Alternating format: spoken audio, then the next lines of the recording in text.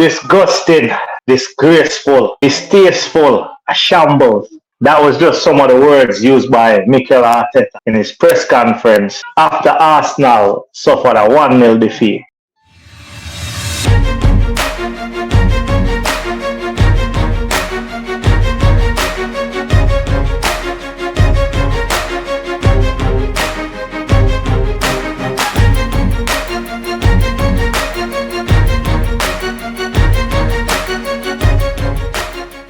Without further ado, it's Zane alongside people's favorite JRP in the building. It's the last of the real podcast. JRP. What's up, man? What's up? I'm here. But bro, what was turning out to be a classic match with two teams aspiring for the title, two tactical managers, a hard physical game. It ended in controversy. Yes, and like I said, it was deemed to be a classic match. Two young managers, two very tactical managers, two teams that are blessed with quality players. That decision by VAR, that decision. It left all of us speechless.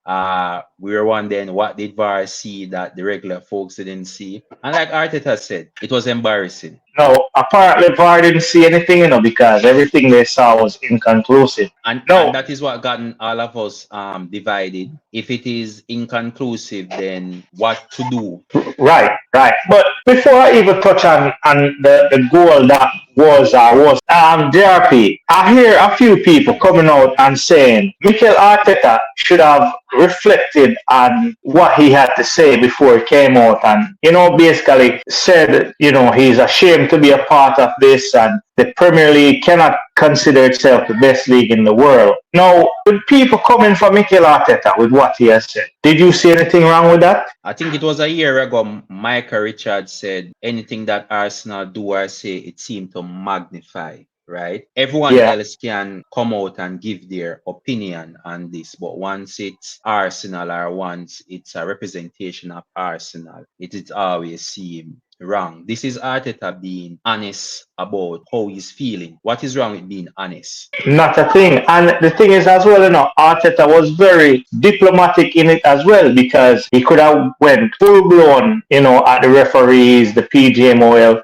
He used tactical words such as, I'm part of the problem. I'm ashamed to be part of the problem. Like you rightfully said, Michael Richards was right. Once it's Arsenal, it's highlighted. Those are very powerful words by Mikel Arteta that will very much echo throughout the entire season. When you look at Arteta persona in that interview, it seemed like a man that pretty much enough is enough right now. We need to make a stand, and rightfully so. Stand should be made.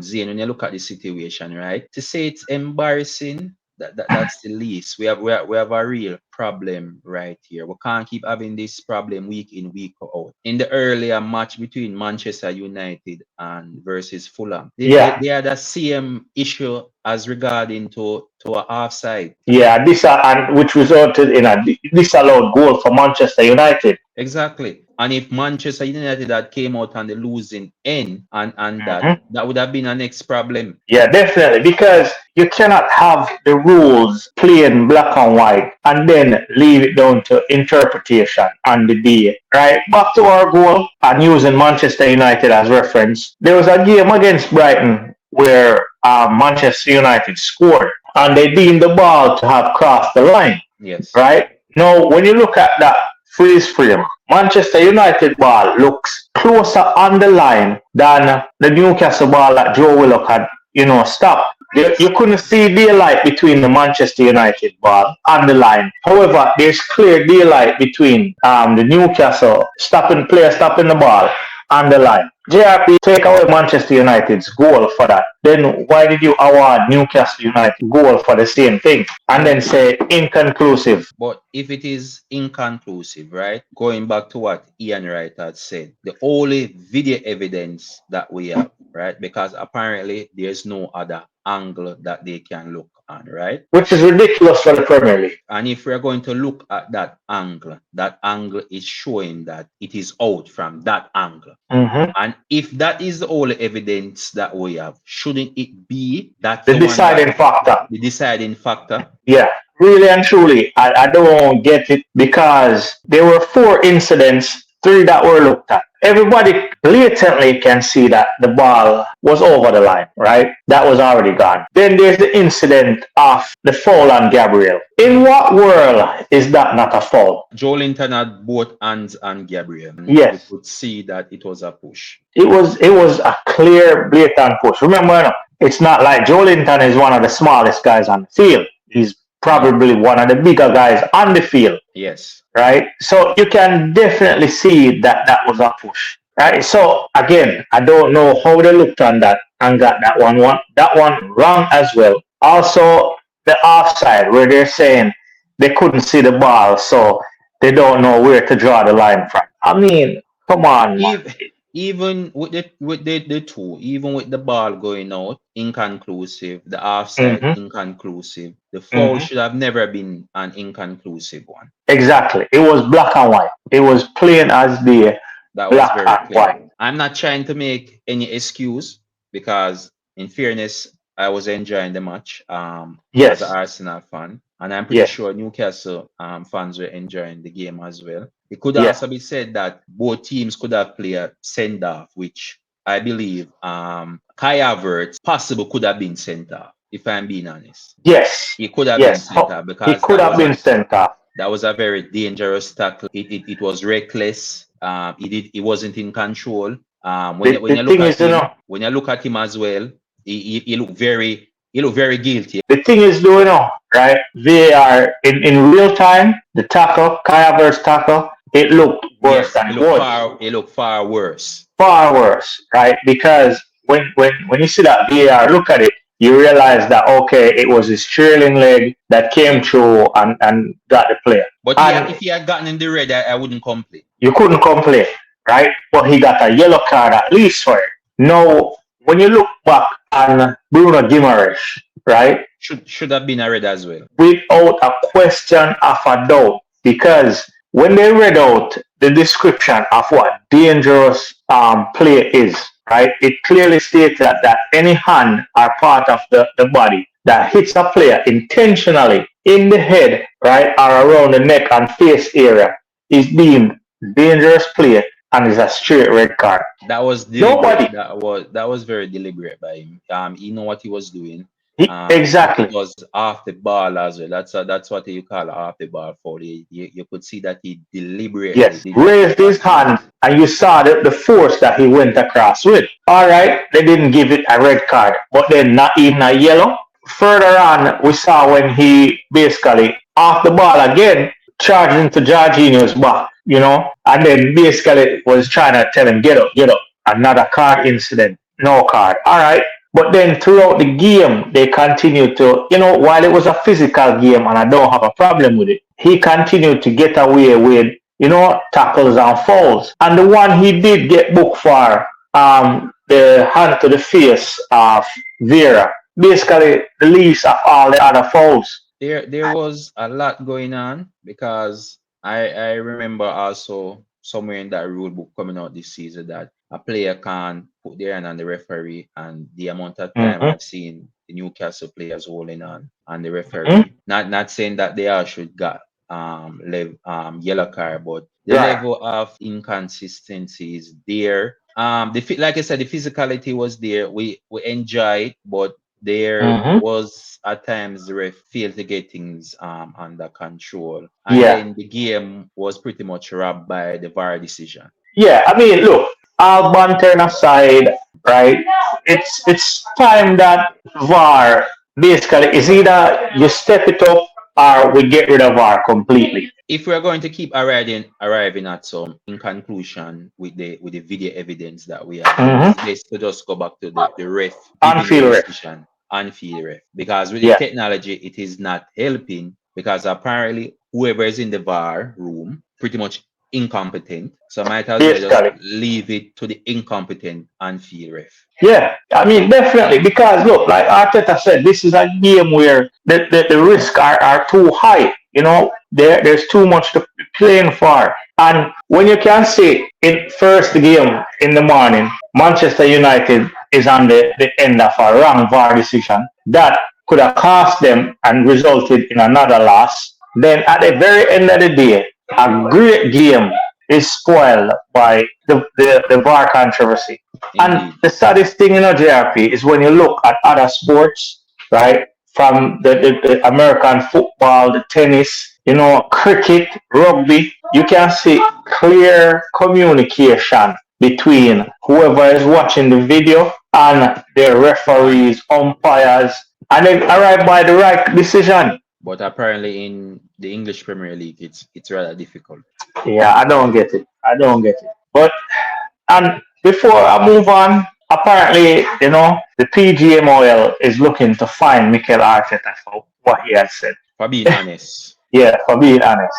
Boy, I tell you though, we just need to, as fans, call for the eradication of the mistakes and hold all the referees to a standard. Howard Webb is in charge over there, so it speaks a lot to the confidence that we have in the ref. I will leave it at that. I will leave it at that. But you know what, JRP, because from the controversy at St. James Park to Bramall Lane, right? The Blades got their first point of the season, our first win of the season. Yes, indeed. I mean, that was a late penalty against Wolves, though, The Blades got the win. What was that a penalty, though? They needed the win. In the English Premier League, I think we need to stop questioning things and possibly just go with the flow.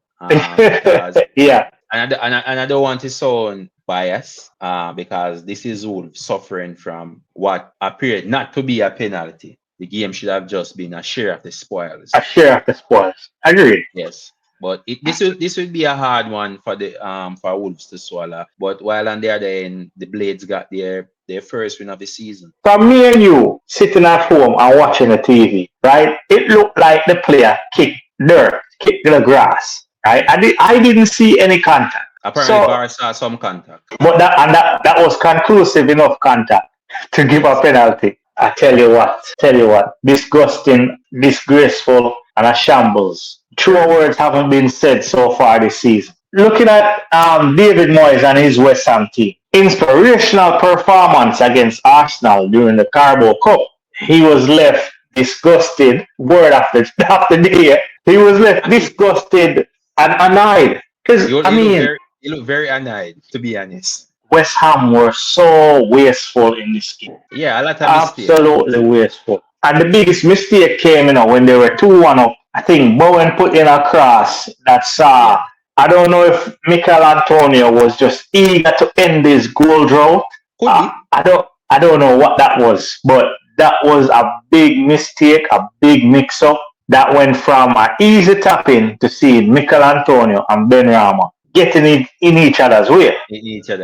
And this is the thing in Azane.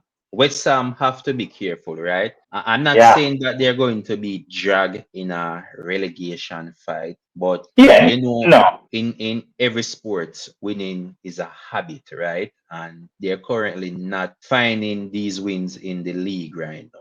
Yeah, that's true. A game like today where they came from behind and were leading, only for them to lose out in the end. And much credit must go to Brentford as well. They've also been very consistent against West Ham as well. I mean, they love playing against the London teams, it look like.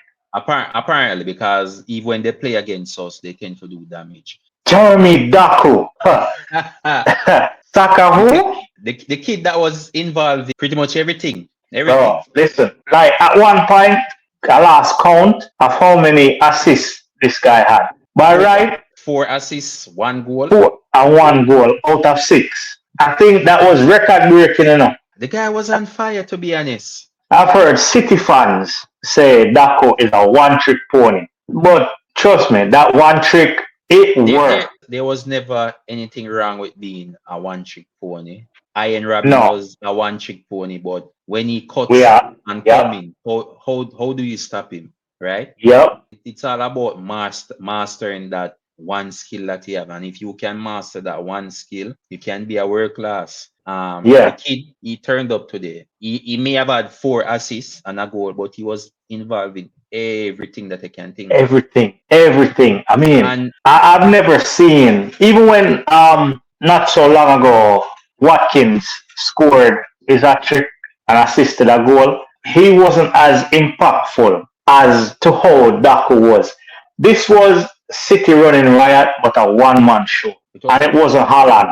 football is a very funny sport, right? Because when you look at the score line, I say 6-1, right?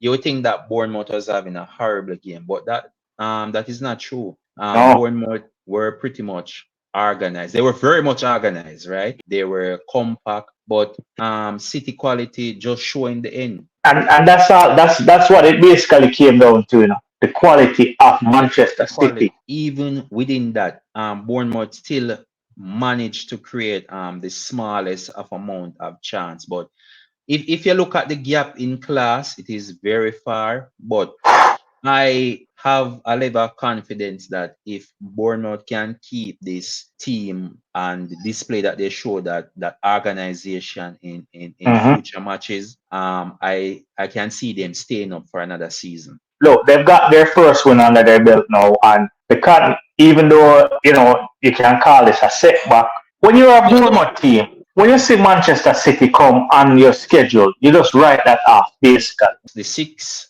score line, it is way misleading. It's rather harsh, to be honest.